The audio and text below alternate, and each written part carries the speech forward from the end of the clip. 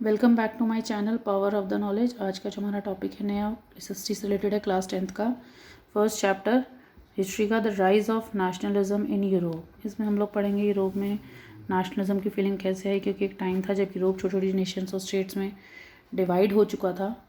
तो सबसे पहले हम नेशन और स्टेट पढ़ेंगे। इसमें सबसे पहले जो बात हो रही है, एक आर्टिस्ट के बारे में बात हो रही है, उसके विजन के बारे में बात हो रही है। आर्टिस्ट है लार्ज नंबर ऑफ पीपल, जब एक कॉमनली एक लैंग्वेज और हिस्ट्री को बिलोंग करते हैं, एक टेरिटरी को बिलोंग करते हैं, तो उसे हम नेशन और स्टेट करते हैं, क्योंकि वो सोसाइटी जो है एक गवर्नमेंट के अंडर आती है, तो उसे हम नेशन कहते हैं। और यूरोप में जिस टाइम मतलब ये चीज़ जिस टाइम की बात हो रही है, उस टाइम यूरोप छोटी छोटी किंगडम्स में डिवाइड हो रहा था, उसका यूनिफिकेशन सबसे पहले हम पढ़ेंगे फ्रेडरिक सूरियो और उसके विजुअलाइजेशन के बारे में, उनके नज़रिए के बारे में कि क्या वो सोचते हैं।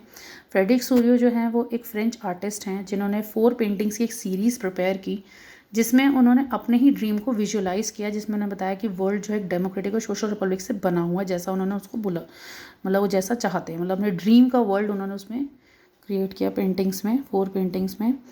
तो फर्स्ट पेंटिंग में उन्होंने बताया कि जो प्रिंट शो कर रहा था वो था कि जो लोग हैं यूरोप और अमेरिका के, वो एक ट्रेन की तरह, लॉन्ग ट्रेन की तरह मार्चिंग कर रहे हैं और होमेज पे कर रहे हैं स्टैचू ऑफ लिबर्टी को, जब उसके पास से निकले एक फीमेल फिगर है जिसके हाथ में एक टॉर्च है, जागरूकता की तरफ, नई एनलाइटमेंट की तरफ, और दूसरे हाथ में चार्टर है जिसमें राइट्स हैं मैन के। ये चीज़ उसको होमेज पे कर रहे हैं ये लोग। और दूसरा अर्थ पर जो कुछ रिमेन्स रह गए हैं शैटर्ड, जो ख़राब हो चुके हैं सिम्बल्स जो एब्सोल्यूटिस्ट इंस्टीट्यूशन के, और जो सूर्य का यूटोपियन विजन है कि लोग जो हैं वर्ल्ड के ग्रुप हुए पड़े एक नेशन में, उनको आइडेंटिफाई किया जा रहा है उनके फ्लैग्स और नेशनल कॉस्ट्यूम से, मतलब उन्हें अलग अलग नहीं देखा जा रहा, एक नेशन फॉर्म में देखा जा रहा है। प्रोसेशन चल रहा है जिसमें यूएसए स्विट्ज़रलैंड चल रहे हैं, उनके पीछे फ्रांस, जर्मनी के पीछे ऑस्ट्रिया किंगडम और 2 सिसलीज किंगडम जो हैं, लंबार्डी, पोलैंड, इंग्लैंड, आयरलैंड, हंगरी और रशिया। हेवन से क्रिस सेंट्स एंजल्स जो है सीन को देख रहे हैं। आर्टिस्ट ने सिंबलाइज किया एकदम फर्टर्निटी को कि Nations of the world. Pictures भी आप देखेंगे इस वीडियो के अंदर तो आपको समझ आएगा किस तरह की पिक्चर पेंटिंग उन्होंने क्रिएट की है। नेक्स्ट टॉपिक है the French revolution and the idea of nation. French revolution हुआ, फिर उसके बाद नेशंस का जो एक आइडिया रखा गया सामने, ये यूरोप का मैप है, और मैप प्रैक्टिस आप ज़रूर करेंगे क्योंकि कंट्रीज़ के नेम से रिलेटेड कई बार आता है।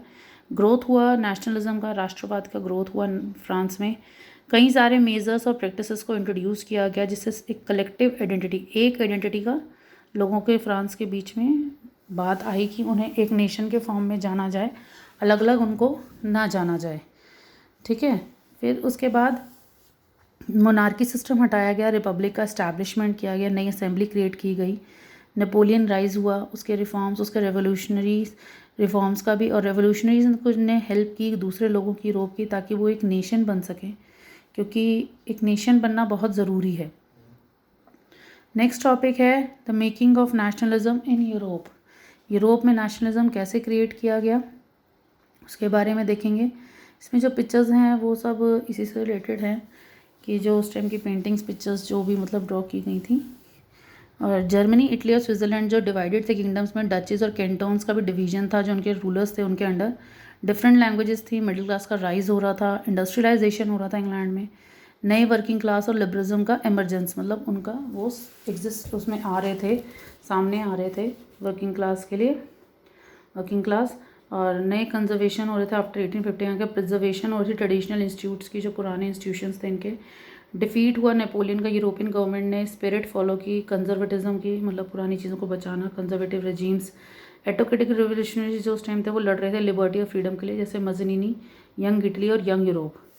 ठीक है, ये एग्जाम्पल है। यूनिफिकेशन इटली का हम सबसे पहले पढ़ेंगे। इसमें कंट्रीज़ के यूनिफिकेशन के बारे में आपने ज़रूर पढ़ना है, बहुत ज़रूरी है वो, क्योंकि क्वेश्चन आता ही आता है। गुसेप्पे मज़ीनी ने एक बहुत इंपॉर्टेंट रोल प्ले किया इटली की यूनिफिकेशन में। उन्होंने एक सीक्रेट सोसाइटी फॉर्म की जिसे यंग इटली कहा गया मर्सलिज में, और स्प्रेड किया इसी गोल को। वो उनका मानना था कि इटली सिर्फ एक पैच वर्क नहीं है स्मॉल स्टेट्स का, उसे एक सिंगल यूनिफाइड रिपब्लिक में फोर्स किया जाना ज़रूरी है, कि वो एक सिंगल यूनिफाइड रिपब्लिक कंट्री है।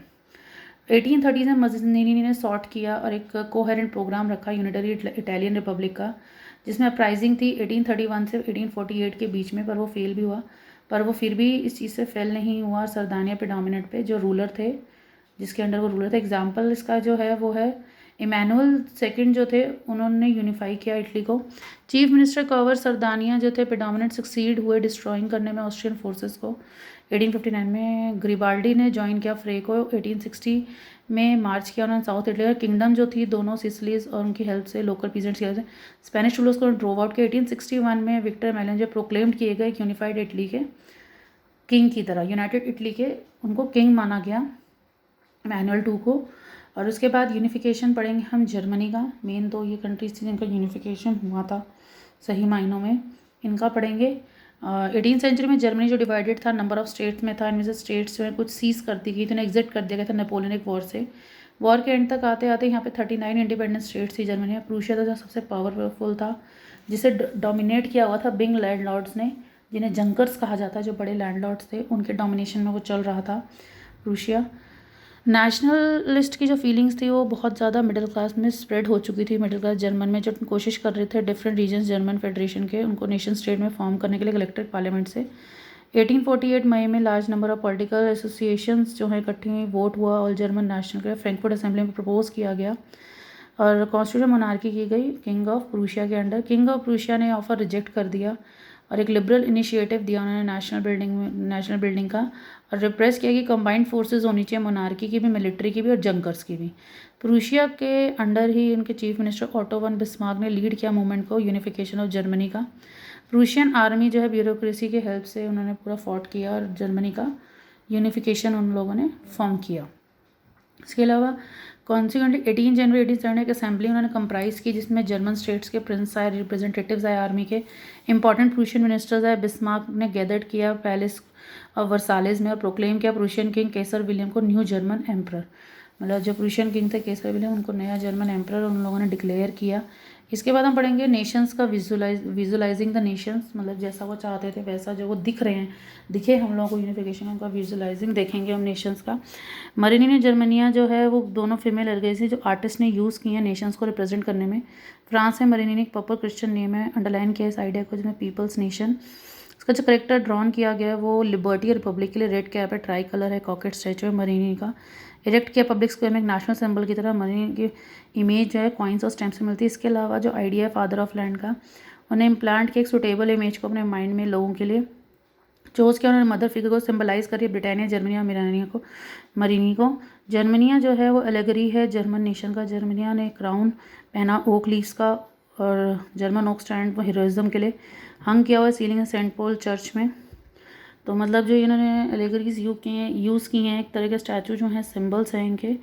नेपोलियनिक कोड जो है वो फर्स्ट मेजर चेंज जो आया वो ये था, प्रिविलेजेस जो मिली हुई थी by birth, equality I, law और सिक्योरिटी के साथ सिक्योर किया राइट टू प्रॉपर्टी को। एडमिनिस्ट्रेटिव डिविजन्स को सिंप्लीफाइड किया गया, फेडरल सिस्टम को अबॉलिश किया गया, पीजेंट्स को फ्री किया गया, सर्वडम और मैनोरियल ड्यू से, जो मैनोरियल लॉर्ड्स थे उनसे भी उनको आज़ाद किया गया। एक तरह से टाउन्स में गिल्ड रिस्ट्रिक्शन को रिमूव किया गया, ट्रांसपोर्ट और कम्युनिकेशन सिस्टम को इम्प्रूव किया गया। पीजेंट्स, आर्टिसंस और वर्कर्स और जो न्यू बिजनेसमैन हैं उन्होंने एक नई तरह की फ्रीडम को एंजॉय किया। बिजनेसमैन और स्मॉल स्केल प्रोड्यूसर जो हैं गुड्स के पर्टिकुलरली उन्होंने रियलाइज़ किया यूनिफॉर्म लॉज को। उन्हें स्टैंडर्डाइज वेट चाहिए थे, मेजर्स, एक कॉमन नेशनल करेंसी चाहिए थी। नेशनलिज्म और एम्परिज्म क्या है, लास्ट क्वार्टर 19th सेंचुरी तक नेशनलिज्म तो एक नैरो क्रीड था, लिमिटेड एंड्स थे। इनटॉलरेंस जो थी बाल्कन की, वो sense of big power rivalry था नेशनलिज्म के लिए। अलाइन था वो इम्पीरियलिज्म से जो वर्ल्ड वॉर 1 से कॉज होनी शुरू हुई थी। आइडिया जो था नेशनलिज्म का वो सेम नहीं था हर तरफ, पर जो कंसेप्ट था नेशनल स्टेट का वो यूनिवर्सली एक्सेप्ट किया गया। इसके साथ ही आपका लेसन फिनिश होता है। इसमें आपने पूरा नेशनलिज्म के बारे में पढ़ा कि कैसे लोगों ने ये चीज़ समझी कि हमें लिबर्टी चाहिए, हमें फ्रीडम चाहिए और हमारा एक यूनिफाइड नेशन होना चाहिए।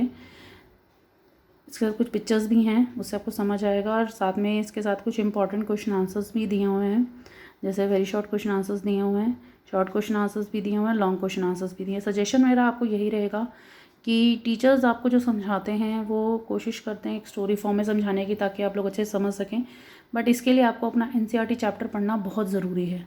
एनसीईआरटी चैप्टर आप पढ़ेंगे तो आपको क्वेश्चन आंसर्स करना ईजी होगा और पेपर में भी लिखना आसान हो जाएगा। तो मैं प्रेफर करूँगी कि आप एनसीईआरटी चैप्टर ज़रूर रीड करें अच्छे से और इन क्वेश्चन आंसर्स को सॉल्व करें, ताकि आपकी 10th के आने वाले बोर्ड एग्ज़ाम्स के लिए आपकी तैयारी हो सके, या जो भी एग्ज़ाम्स आपके 10th के आगे आने को पता है कोरोना टाइम है, स्टडी सारी घर से ही है। तो आई होप आपको ये वीडियो पसंद आया होगा, आपको चैप्टर भी समझ आएगा। Thank you, please like the video and share the video, and thanks for watching the video, and also subscribe to my channel. Thank you.